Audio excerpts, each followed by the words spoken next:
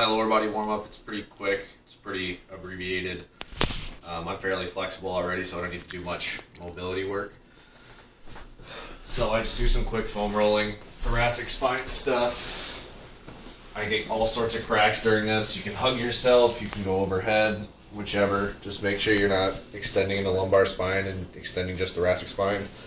So after that, I just like to go IT band area, work it around until you find a tender spot, wherever. I have a lot of tightness in the anterior hip when I foam roll, so that's where I spend a decent amount of time.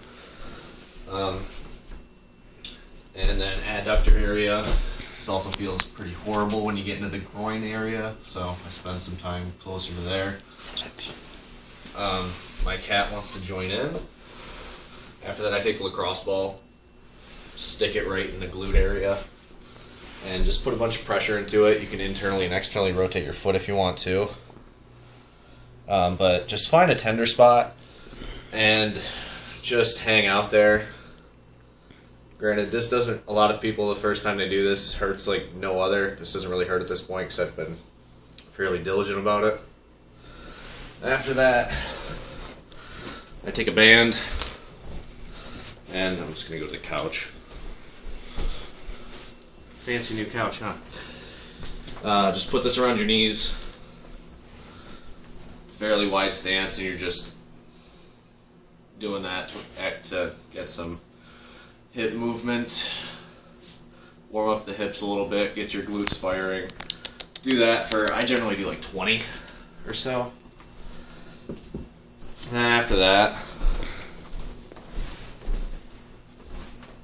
I just take the kettlebell, get it up to a nice goblet squat position, take roughly squat stance, get down there, and then just work it around, like twist, go side to side, keeping your back straight the entire time, teabagging your cat as well. Pretty much just find where you're tight.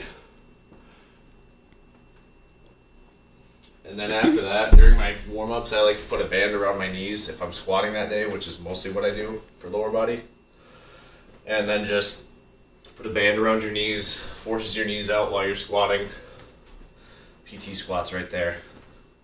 That's